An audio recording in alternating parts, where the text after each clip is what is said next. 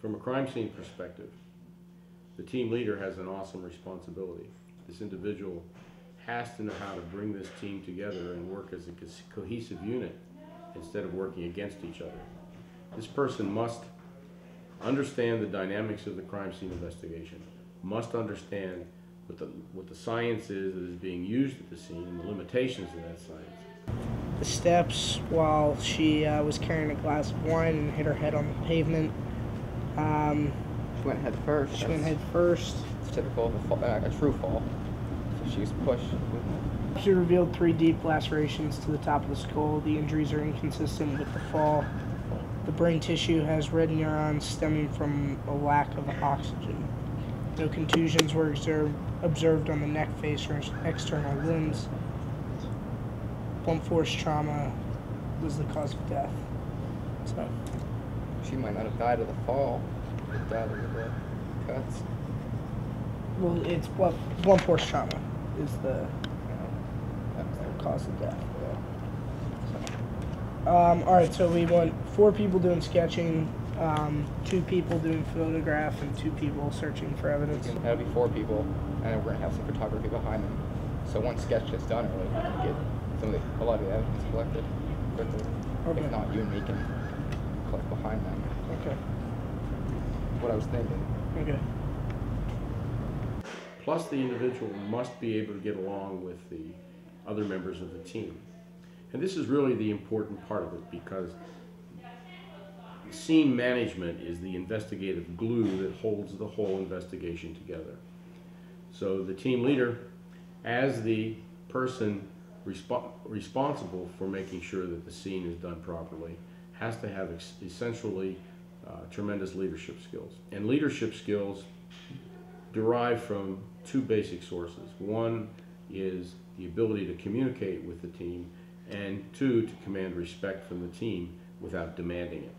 Okay, right, we'll have. Wait, he's video. Okay, well, Okay. we're gonna have 2 sketches. Wait, he had to stop it first. So you guys are sketch team 1. Who hasn't done sketch? Hello. You guys okay with being paired together? Yeah. And then photography, you guys. Cool. And then we'll be doing evidence cards. So we'll do. We'll start doing evidence cards. One person do establishing, and then the other person start on mid-range. 12 to 24. Once we get evidence cards down.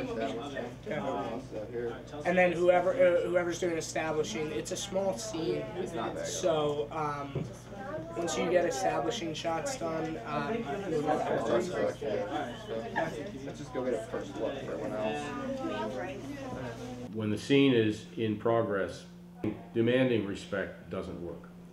Instead, it's really important that the team leader has the ability to bring his team together, have them buy into his or her strategy on how that scene investigation is going to proceed. It's one thing to assign somebody to do something, but it's another thing to assign somebody to do something and have them want to do it. If they don't want to do it, they're not going to do a good job. So it's really important that this mutual respect is there. If somebody respects your decisions, they're going to do what you want to have done. If they don't respect you, they're going to do it grudgingly. Maybe they're not going to do a good job. Maybe they won't be focused. Everybody at the scene has to be focused. So the decisions that are made at the scene are often ones that can't be discussed in advance. They certainly can be discussed during the course of the investigation. And that makes it equally important that the team leader, from a leadership perspective, is constantly understanding what each member of the team is doing, understands what their thought processes are, so that maybe there's something else that should be done. The team leader must know this. Team leader has to be not friends with the individuals, but has to have their respect and command their respect simply by being competent, by being communicative, and by being, in essence, a leader.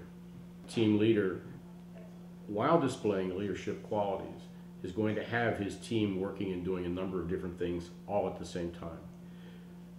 If the scene investigation is successful, the team leader and the team will be proud of the work that they've done.